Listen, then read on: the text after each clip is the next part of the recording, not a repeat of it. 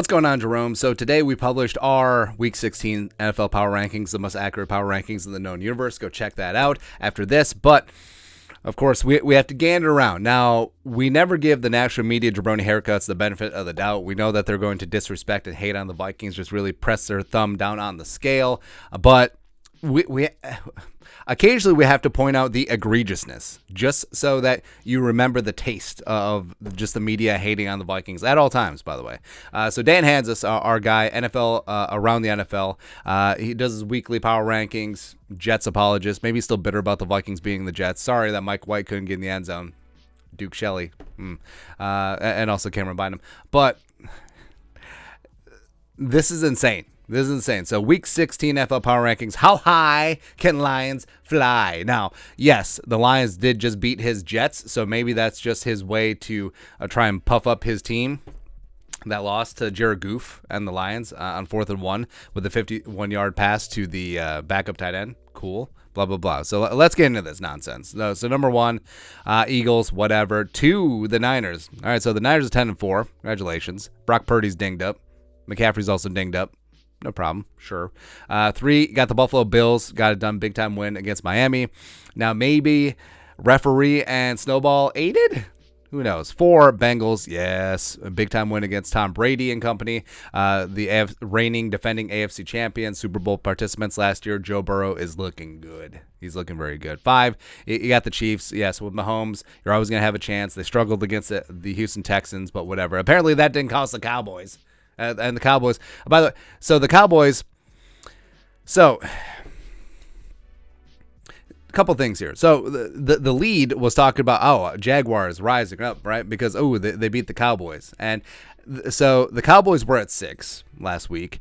They remain at 6. So there's no punishment. There's no demerit at all when the Cowboys lose to the Jacksonville Jaguars, who, yes, are ascending, but they aren't quite there yet, even though they might win the AFC South. But the whole, hey, we blew a 17-point lead, and we got beat with a walk-off pick 6. Like, that doesn't factor in at all.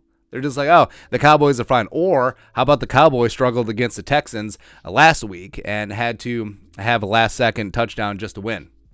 How about that? But we just ignore that. We just ignore that over the last 2 weeks against the Texans and the Jaguars, the Cowboys have a negative 2-point point differential. Yeah, we're just going to ignore that. But the egregious thing is this. So Lions up at 7. So now the Lions were at 10, by the way.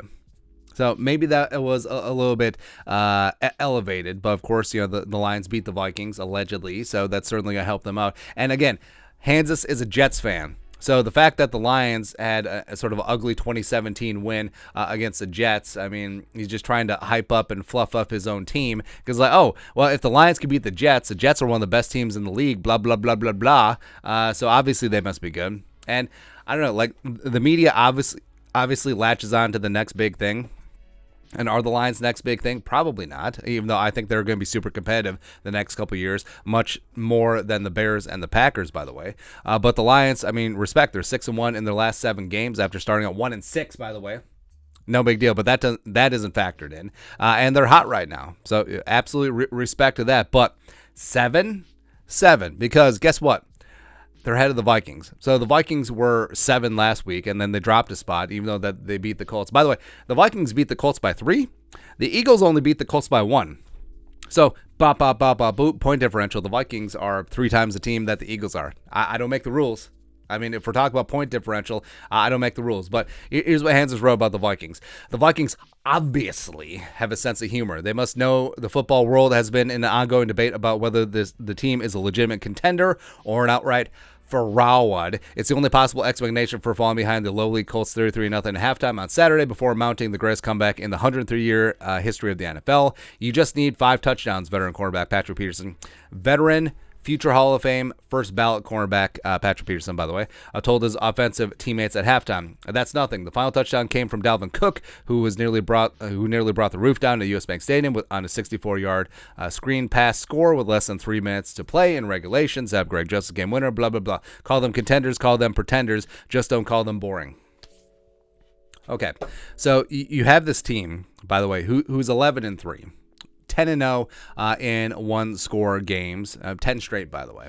And, You could bury the Vikings for getting down 33-0, but you're going to give them zero credit for winning 39-3 in the second half in OT.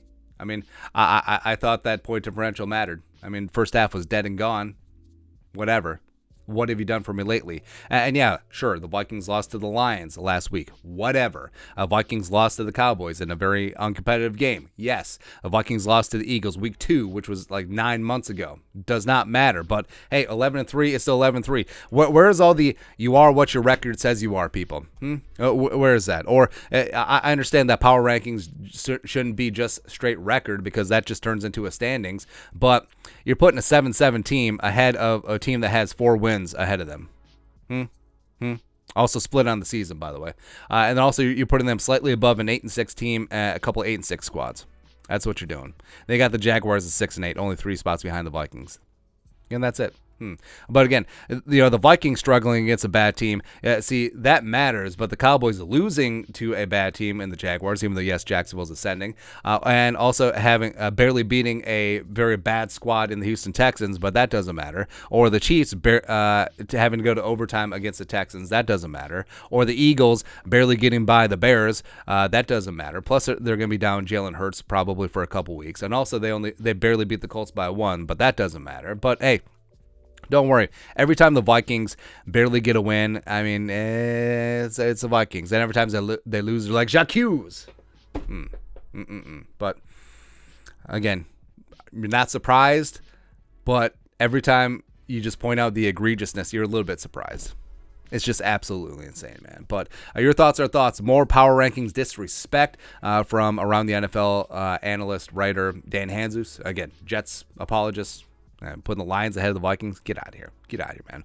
Let us know your thoughts, our thoughts in the comments section below. Subscribe for daily Vikings takes. Want to support the work? Put a little something in the Venmo. But till next time, Skol, production value.